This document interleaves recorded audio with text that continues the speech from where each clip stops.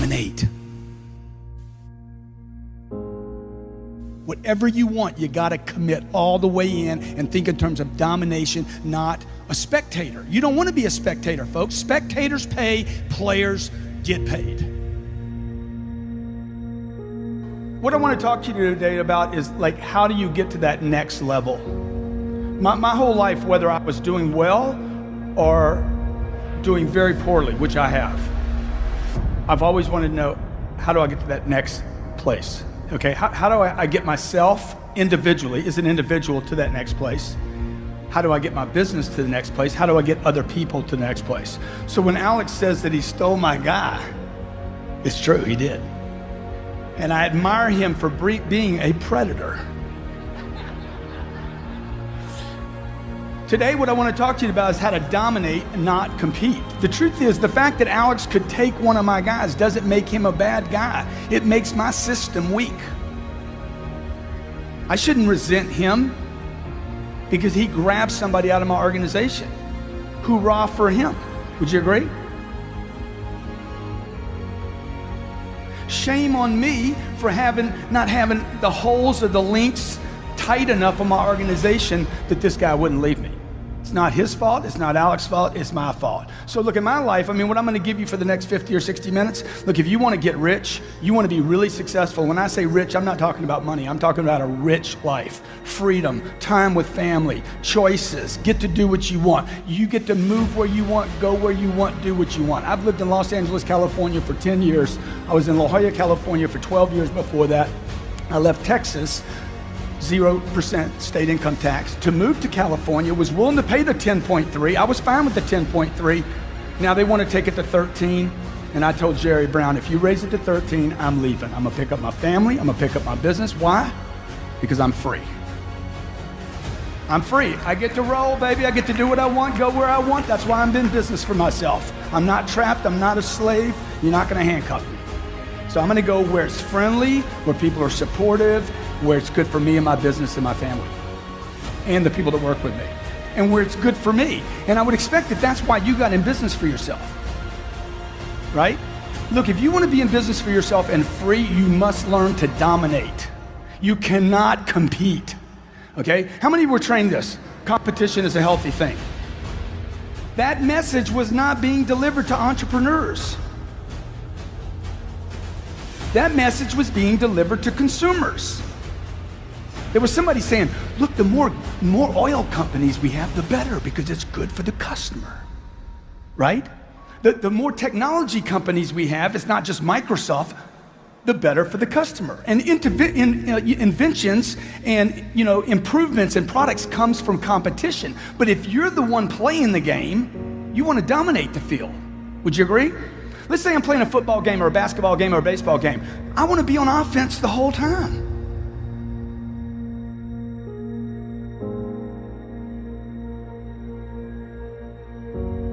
Right? If I owned banks, I'd want to own every bank. I'd want the New World Order. I'd want to dominate planet Earth, okay? How many of you in the room have an iPhone? How many in the room have a phone that looks like, let me see, where's mine at? I never let go of my phone, ever. You know why? Because this phone is a prospecting tool. This phone is a way for me to stay in communication with millions of people. This is not a phone anymore, right? When Steve Jobs got into the business of printing phones, do you know what his company told him? Stevie, don't do it. Do not do it. Stay with your iPods, bro. Leave the phone alone. Okay? He's like, I'm gonna make a phone so sexy. Y'all know this story? I'm gonna make a phone so sexy that people will wanna lick the buttons off the phone. How many of you have an Apple product, an iPhone? How many of you have licked your phone?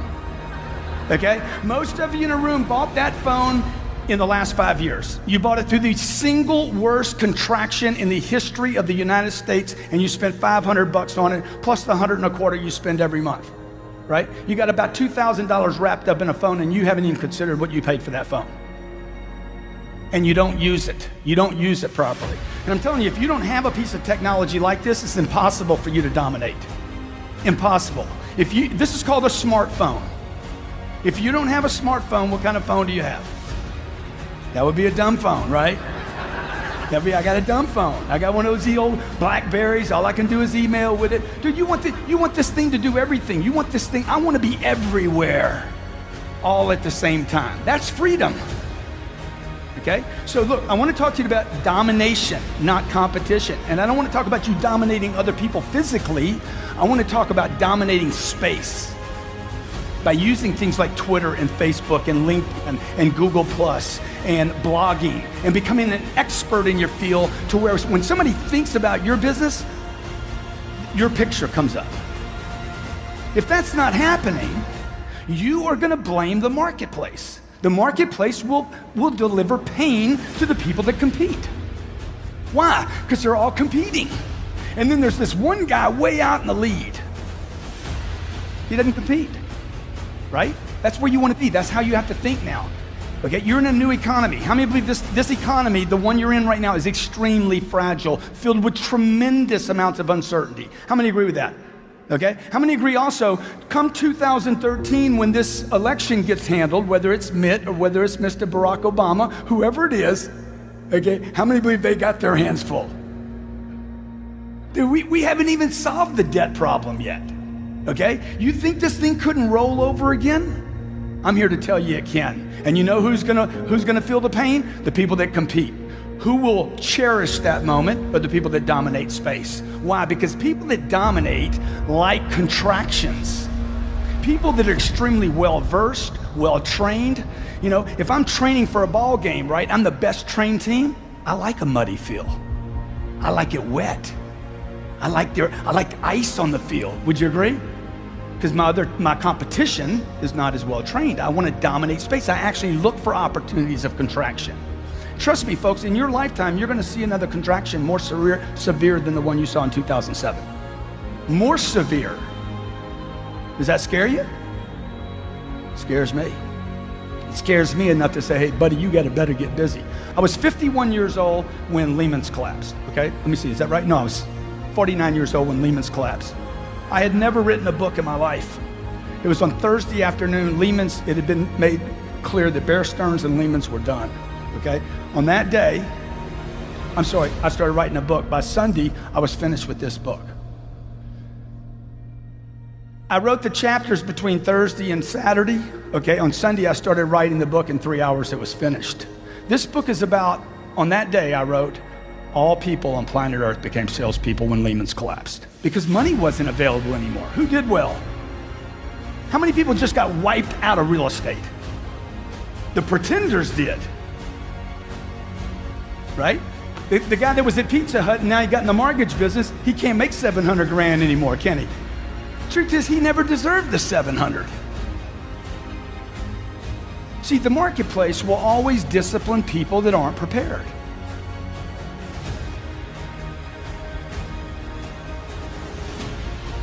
Success loves preparation. It loves it. It admires it. It just flows money back to it. Success loves preparation. And the marketplace will discipline those that are just stuck in the pack.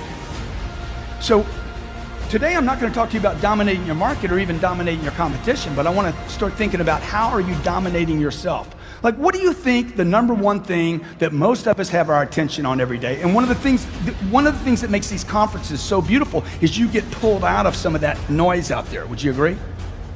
Who do you think your number one competition, number one problem in real estate today is? Yourself? Okay, who else? Who else could it be? Say again? Absolutely the people around you. Anytime I have production stall in any of my companies, the first thing I look at, I don't look for talent. I look to get rid of people. First thing I do every time, who can I get rid of? I'm looking for somebody to freaking kill. I need to get rid of somebody. You know why? Because I push with so much force into my universe, into my businesses, whether it's buying real estate, apartments, whether it's pushing rents up, whether it's doing my seminar business, my book business. I push so hard that if I'm not getting results all the time, somebody has to be pushing back.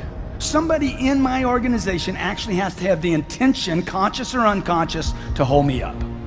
The first thing I'm gonna do is start getting rid of people. Okay, who is it? Who is it? I'm looking for the cancer in my organization. You know, you talk about people dying from disease. Look, people die from negativity every day. They just got to wait 80 years to make it official. How many of you know negative people? How many in the room have been negative before? You have been negative. You know why? Because the number one dominating force on planet Earth is the media.